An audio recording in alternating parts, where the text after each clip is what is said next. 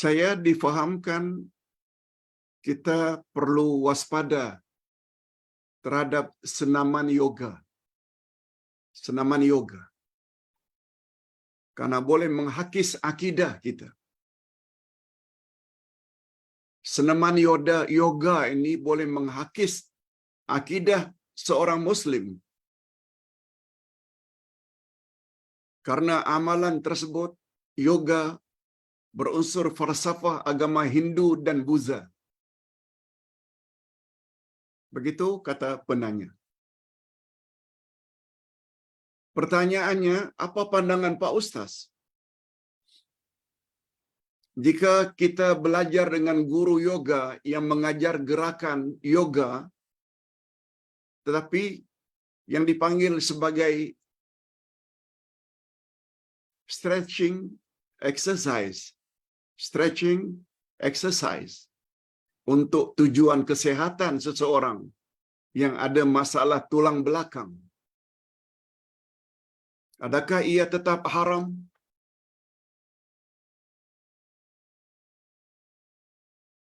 Hadirin dan hadirat, Ustaz difahamkan berdasarkan pembacaan. Betul, yoga itu berasal daripada senaman di kalangan orang-orang Hindu Buddha. Tapi senaman itu terdiri daripada 3 unsur. Gerakan, physical, ucapan, dan keyakinan, kepercayaan.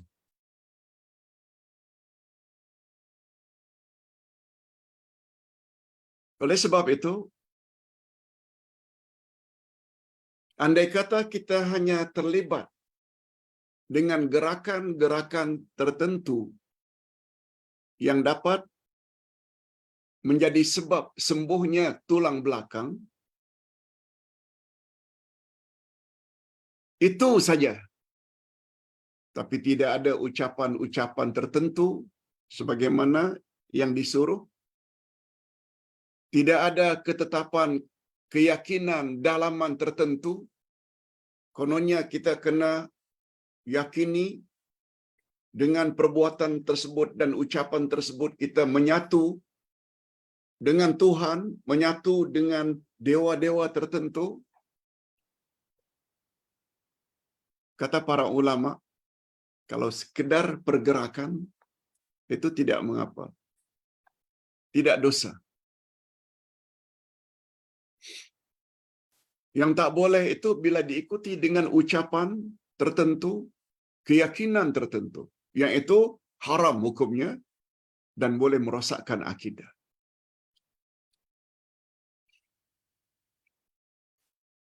Hanya saja para ulama memberi nasihat. Ada senaman-senaman, pergerakan-pergerakan untuk kesehatan. Selain yoga, ada yang namanya judo, ada yang namanya ini dan itu, yang tidak ada kaitannya dengan unsur agama dan keyakinan. Bukankah itu lebih baik daripada sesuatu yang kita memang sudah yakini dia ada keyakinan tertentu dan dia berasal daripada ada kaitannya dengan agama Hindu.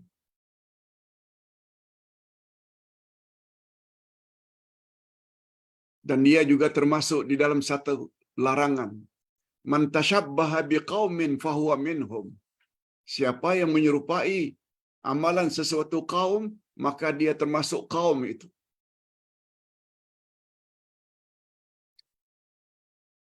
Oleh sebab itu, apa yang kita selalu dengar, orang yang punya sakit tertentu, mereka perlu kepada terapi kalau tak salah namanya. Itu tak ada kaitannya dengan agama. Itu adalah lebih baik. Wallahu a'lam. Jadi ringkasnya, kalau hanya sekedar pergerakan tidak diikuti dengan ucapan dan keyakinan, pergerakan-pergerakan yoga tadi dibolehkan dan tidak haram. Wallahu a'lam. Yang kedua, kata yang bertanya, Pak Ustaz, sekarang saya nampak Syiah Iran yang bantu umat Islam di Palestin.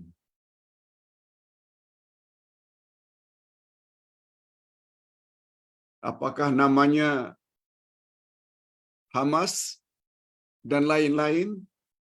Iran yang banyak bantu.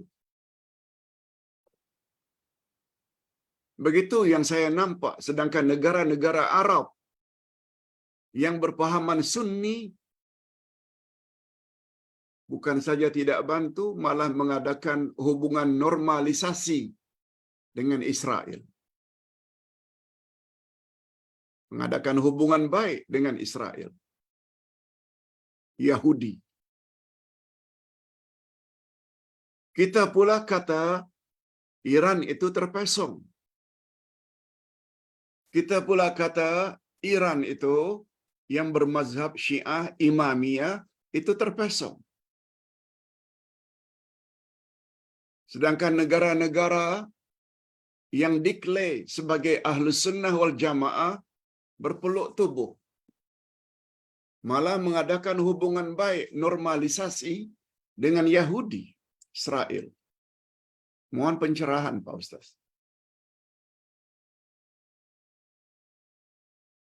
Mungkin apa yang ditanya oleh penanya ada betulnya.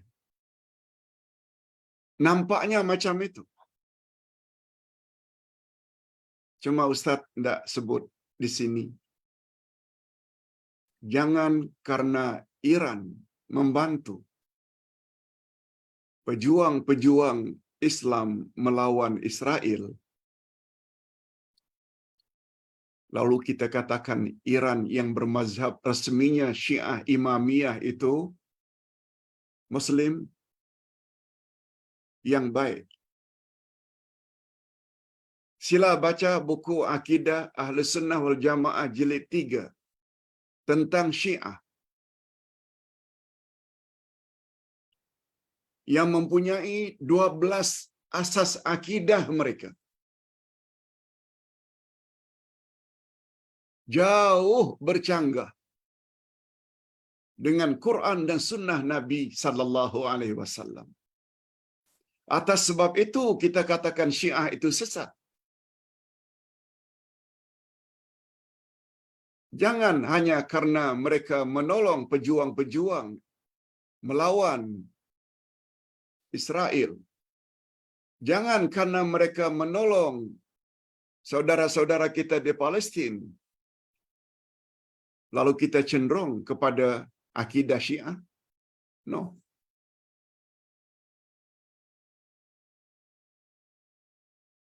Andai kata umpamanya, ini andai kata Rusia tolong orang-orang Palestin, apakah kita akan jadi komunis?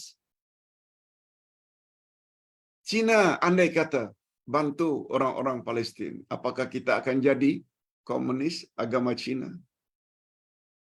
No. Mereka bantu, alhamdulillah. Tapi ajaran Syiah khasnya Imamiyah itu mazhab resmi Syiah bagi Iran yang menamakan diri mereka juga Islam. Kita tetap mengatakan Syiah itu adalah akidahnya terpesong. Hanya orang-orang yang jahil saja yang mengatakan Syiah itu tidak terpesong. Jahil. Sila baca. Akidah Ahlussunnah wal Jamaah jilid 3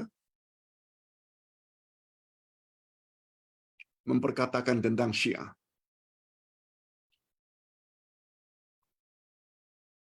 Hadirin dan hadirat rahimakumullah. Itu komen Ustaz tentang perkara yang ditanya. Yang ketiga,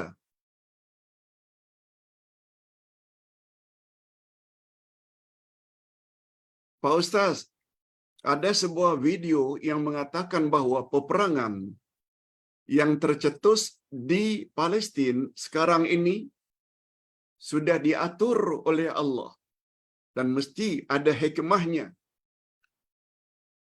Apa pendapat Uday? Hadirin dan hadirat, kita baru bercakap tadi tentang nama Allah Al-Khaliq. Allah Subhanahu wa taala mencipta segala-galanya. Yang baik ke, yang buruk ke. Satu ceramah panjang oleh salah seorang habib, tak perlulah Ustaz sebutkan di sini, kata beliau, tercetusnya peperangan Palestin hari ini setelah orang-orang Yahudi yang tadinya berpencar di permukaan bumi, lalu mereka kuasai Palestin, berduyun-duyun mereka datang ke Palestin, buat negara Palestin, lalu mendapat penentangan daripada orang-orang Islam Palestin. Kata beliau, ini sudah diatur oleh Allah.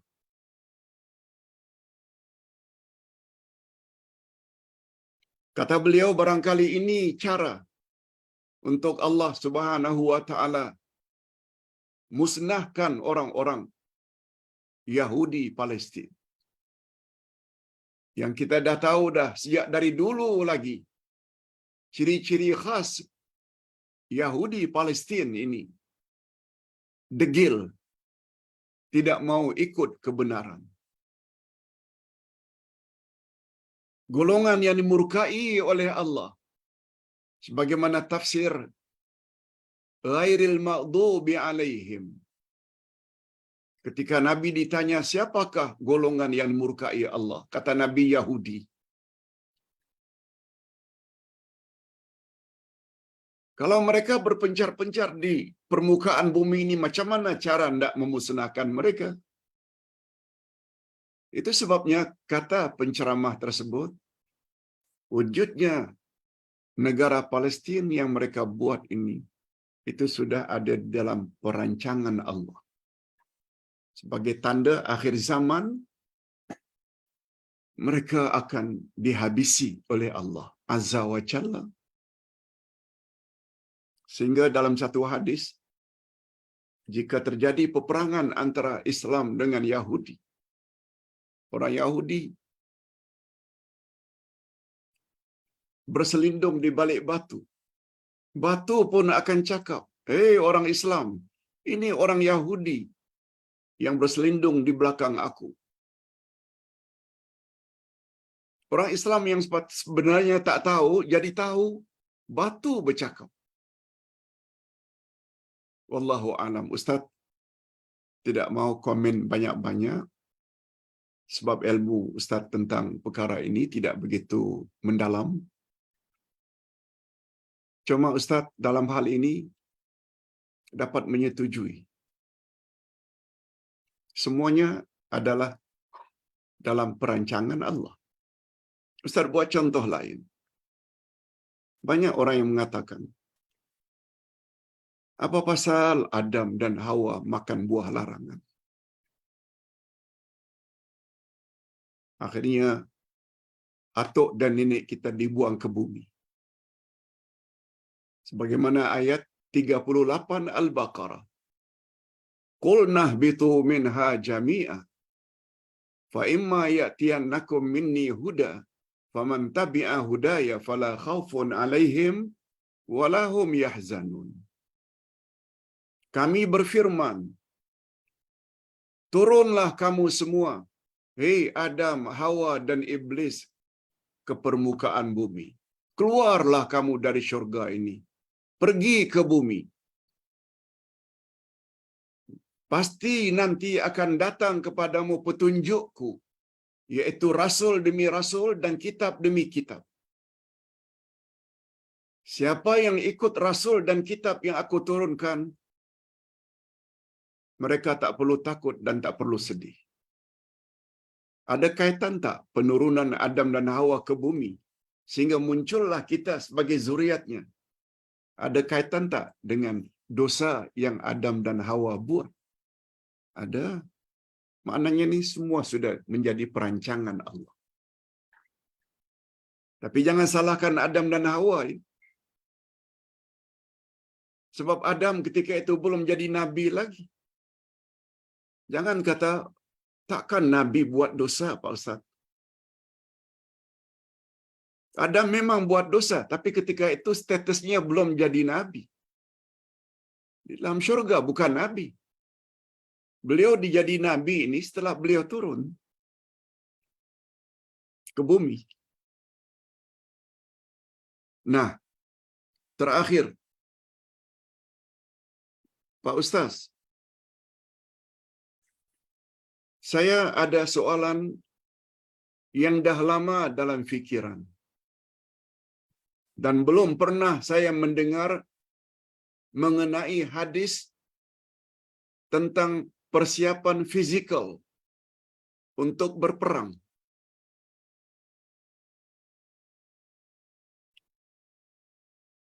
Apabila melihat video tersebut, yaitu tentang tentera Al-Qassam, mereka barulah boleh menjadi tentera Al-Qassam bila hafal Al-Quran, bila baca Quran minima 1 juz setiap hari. Mereka mesti selama 3 bulan tak pernah tinggal salat subuh berjamaah, dan ada belasan syarat-syaratnya. Yang itu saya tahu, Ustaz, tapi semua itu adalah persiapan rohani, mentally.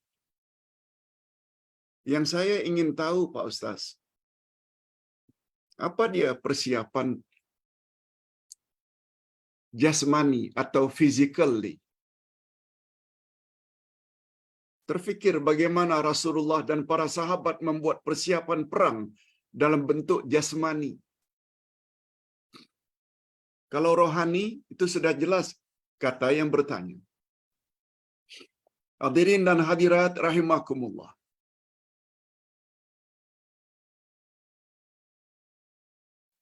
Peperangan, bila peperangan itu physically,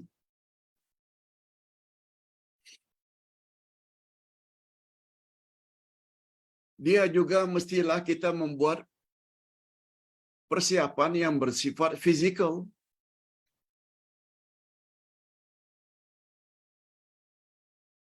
Itu sebabnya Ustaz pernah sebut. Minta maaf melencong sedikit.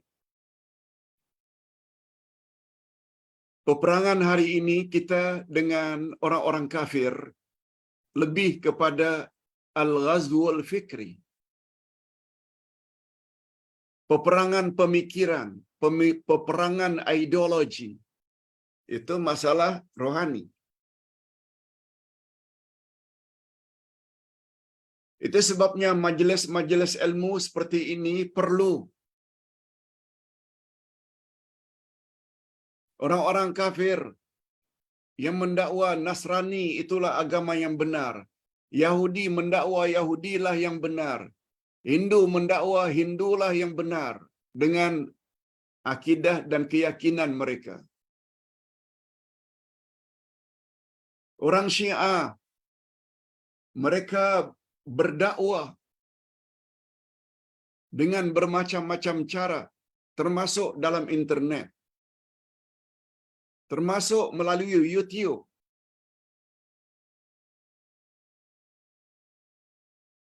Peperangan seperti itu namanya al-ghazwul fikri, peperangan ideologi. Oleh sebab itu, kita hendaklah betulkan juga ideologi kita, akidah kita. Ideologi itu lebih kuranglah dengan makna akidah, walaupun akidah itu beza dengan ideologi. Akidah ini adalah ketetapan daripada Allah. Ideologi itu boleh dicipta oleh manusia. Ideologi komunisme, ideologi kapitalisme, sosialisme, itu ideologi. Itu rekaan manusia. Tapi akidah ini dari Allah yang dibawa oleh Rasulullah. Oleh sebab itu, pelajaran akidah ini yang Ustaz selalu sebut. Di sini kekurangan kita umat Islam Nusantara. Bila belajar Islam, lebih kepada ibadat, ibadat, ibadat, ibadat. Tapi akidah, iman, keyakinan kurang mendapat sentuhan. Itu sebabnya mengapa Ustaz tulis buku Hakikat Dua Kalimah Syahadat. Mengapa Ustaz tulis Akidah Ahlus Sunnah wal Jamaah 3 jilid. Mengapa Ustaz tulis kitab Al-Asma'ul Husna. Semua ini ada kaitan dengan akidah. Macam mana nak melawan peperangan ideologi? Jawabnya akidah. Membuat kita tidak mudah terpesong. Coba lihat tadi. Faedah pertama, iman pada Al-Khaliq. Membuat kita tidak terlalu terpesona dengan pencapaian sains dan teknologi hari ini. Nah, berbalik kepada pertanyaan. Kalau akidah saya faham Pak Ustaz. Rohani, persiapan. Tapi jasmani macam mana? Hadirin dan hadirat rahimakumullah, khasnya yang bertanya. Dalam Al-Quranul Karim Allah dah sebut dah.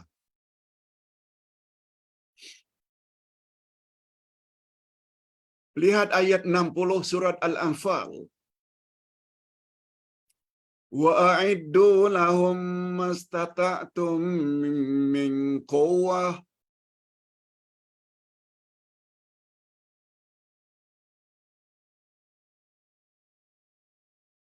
wa'iddu lahum mastata'tum min quwwah wa min ribatil khail. Surat Al-Anfal ayat 60. Kita ulas ayat ini dulu. Buatlah persiapan untuk memerangi mereka, yakni musuh, mastata'tum min quwwah. Apa yang kamu termampu dari sudut kekuatan. Physically. Wa min ribatil khail.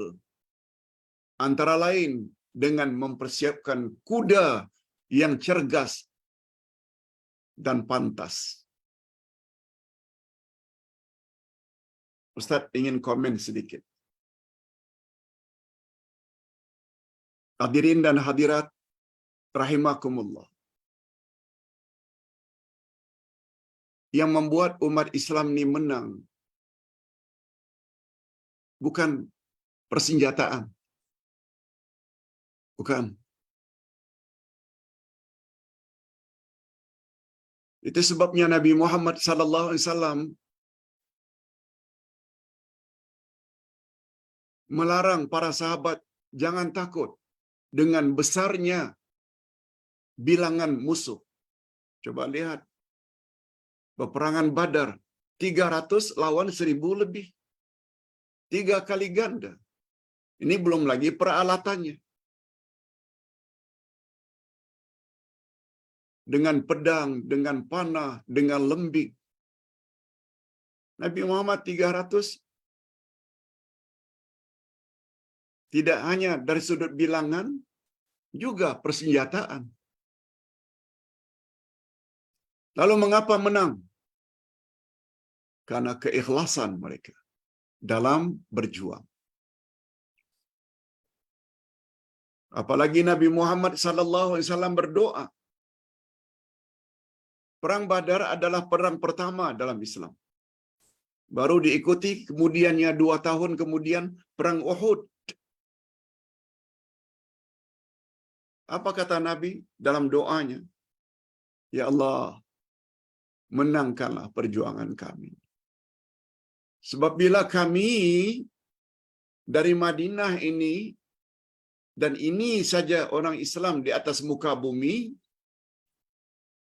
ternyata kalah, niscaya tidak ada lagi orang yang akan menyembahmu, ya Allah.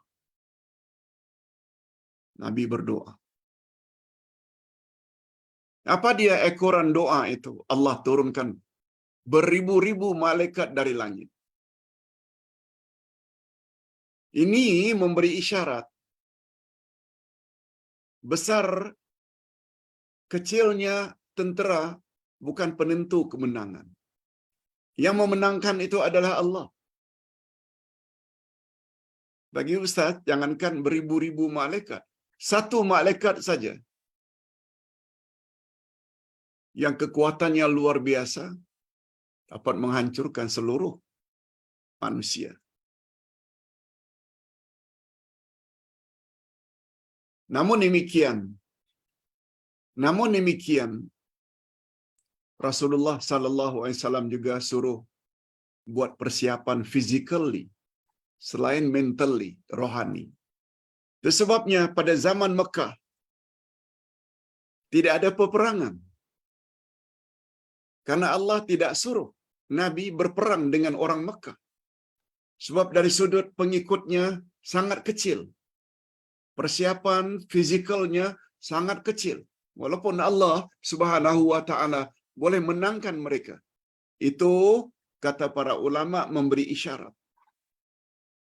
Bila sudah berada di Madinah, kekuatan fizikal dah mula kuat. Baru ada perintah berperang. Itulah dia perang Badar. Keikhlasan dalam berjuang sangat mustahak. Doa juga sangat mustahak. Oleh sebab itu apabila kita orang-orang di Malaysia, Indonesia tidak dapat pergi melawan orang-orang Israel, Yahudi, jangan lupa doa. Selain sumbangan, doa. Sebab Nabi bersabda, ad-du'a'u silahul mu'minin. Doa itu adalah senjata orang-orang yang beriman. Jadi berbalik kepada ayat. Wa'iddu lahum mastata'tum min quwwah wa min ribatil khail. Bersiap siagalah kamu untuk melawan musuh dengan kekuatan apa yang kamu termampu. Min quwwah. Ini lebih-lebih lagi bila kita faham kaedah bahasa Arab. Allah tidak sebut al-quwwah, tapi quwwah. Ini bersifat umum. Persiapan apa saja. Adapun disebut oleh Allah dalam Al-Quran, min ribatil khail. Disebut kuda, sebab itulah kenderaan yang paling tepat digunakan pada zaman itu. Ingat ya, Al-Quran ini turun, dia sesuai dengan keadaan zaman.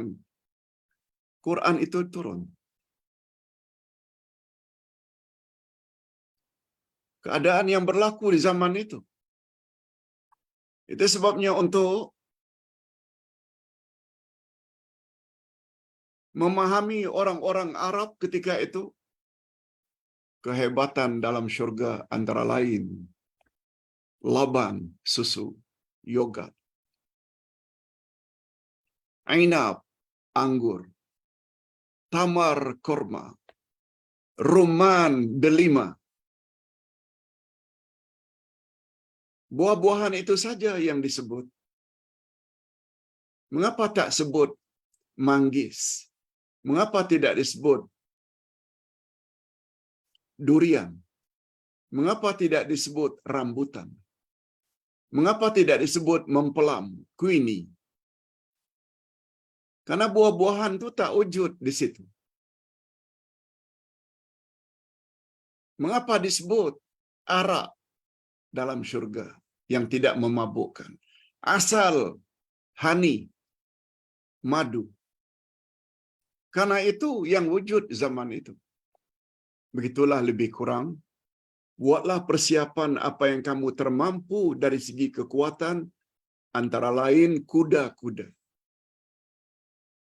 Dan dijelaskan oleh Nabi sallallahu alaihi wasallam, karena kuda itu yang paling cepat disebut kuda, tak disebut tank, tidak disebut kapal terbang,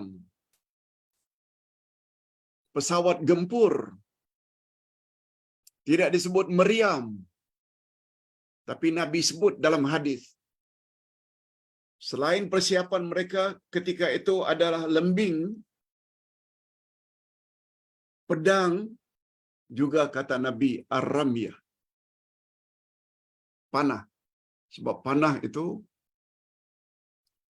dia yang paling laju bila dibanding dengan pedang dan lembing. Sekali lagi hadirin dan hadirat, di dalam satu riwayat yang lain, Nabi menyebut secara umum, lawanlah musuh-musuh kamu itu dengan senjata sebagaimana senjata yang mereka gunakan. Itu sebabnya kalau mereka gunakan meriam, kita hari ini beli meriam. Kalau mereka gunakan senapang, gunakan senapang.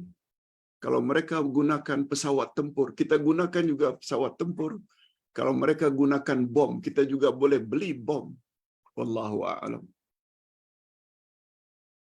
Ustaz hanya sebut secara umum ya. Ustaz bukanlah pakar dalam hal peperangan. Tapi sesuai dengan apa yang ditanya tadi, ini yang Ustaz termampu. Ustaz kira cukup sampai di sini dulu.